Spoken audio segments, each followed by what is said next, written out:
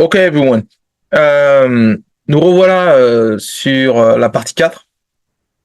Dans la partie 4, je vais partager mon écran. Que vous voyez à nouveau. Voilà, on est partie 4.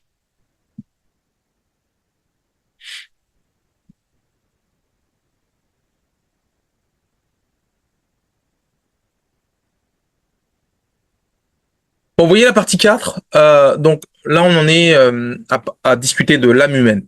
Est-elle toujours, qui est toujours en phase, qui est toujours en phase d'étude, parce qu'on n'arrive pas à trouver une relative preuve physique de son existence, mais on sait que naturellement il y a un élément qui naturellement donne une profondeur à l'être humain. L'être humain est composé à la fois d'une dominante naturellement physique, parce que nous avons un corps, des membres, des organes, mais aussi une profondeur métaphysique, dans le sens où quelque chose nous anime. Il y a un souffle de vie.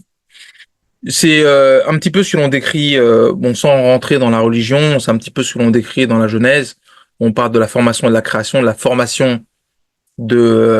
la formation de l'âme et la création de l'être humain à partir de la terre ou de la boue.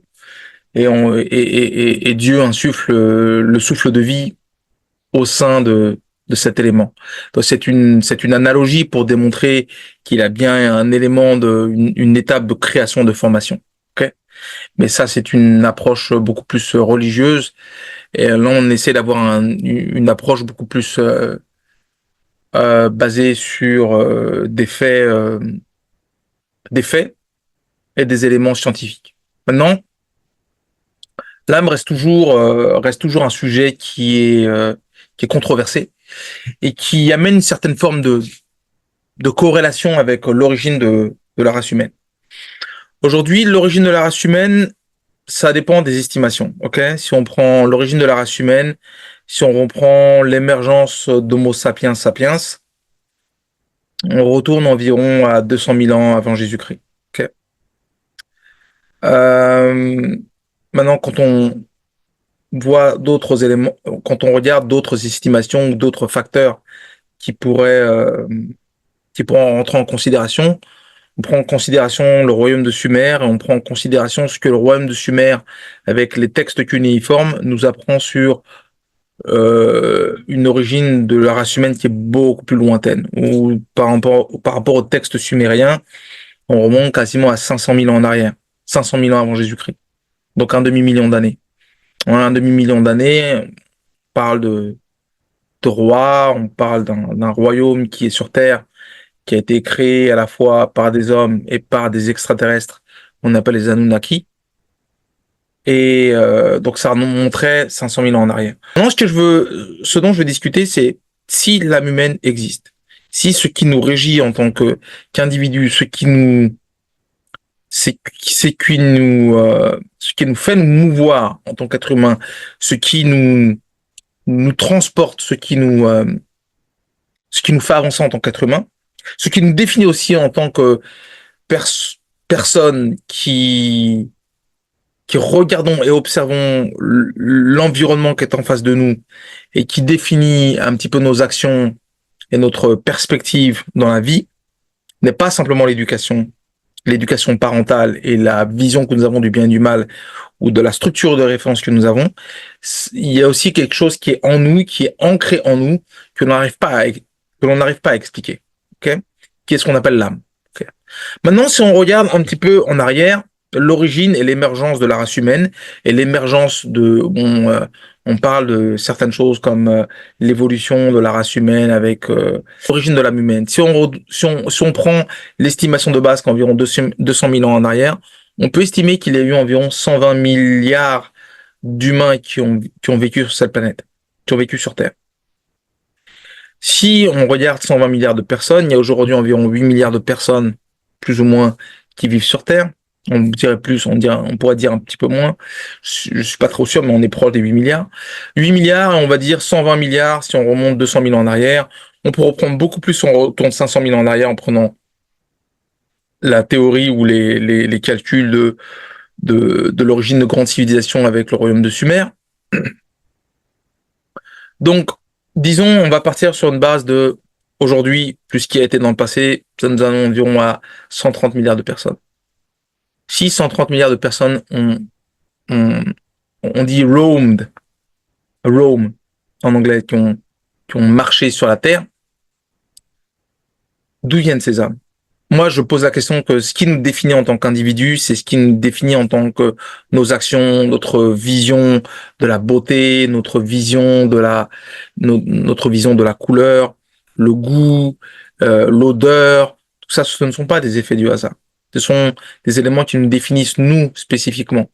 Je veux dire, Lionel, moi, ou bien Jean-Pierre, ou bien Mamadou, ou bien Yaya de l'autre côté. Nous avons tous une définition de ce que nos sens nous donnent. Okay.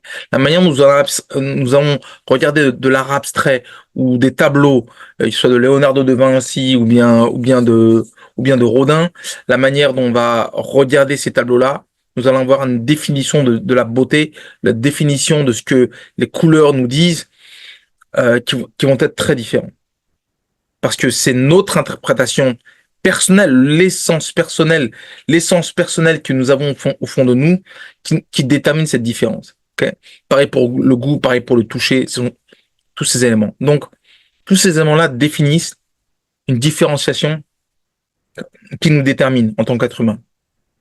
Donc, l'âme existe sans pour autant la définir scientifiquement, elle existe. Mais je pose la question, d'où vient-elle? Si nous avons été 120 milliards de personnes 130 milliards de personnes qui ont vécu sur cette planète et 8 milliards qui vivent actuellement sur cette planète, d'où viennent toutes ces âmes? D'où sont-elles originaires? Et qui les a définies?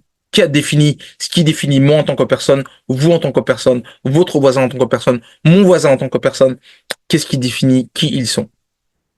Bon, je pose la question. Et c'est pour ça que je parle quand je parle de cette vidéo, je parle encore une fois que déterminer les 5 éléments qui prouvent l'existence d'une forme d'intelligence ou de design d'un plus haut niveau.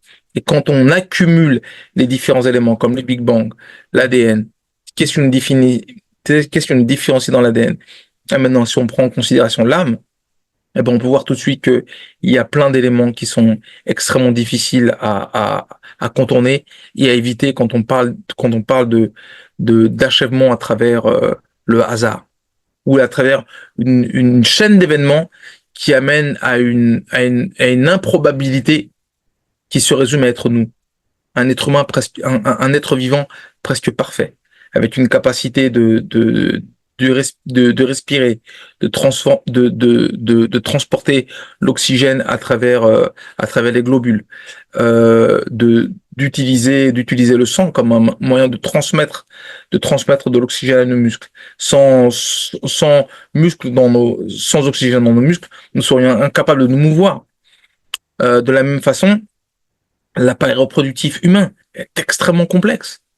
Qu'est-ce qui peut expliquer la création de la vie chez la femme? Qu'est-ce qui peut expliquer cette capacité à générer cette étincelle de vie, cette étincelle d'électricité qui se génère à partir du moment où les spermatozoïdes rencontrent l'œuf qui a été conçu par la femme et qui est détruit après un certain temps pour donner les règles menstruelles de la femme?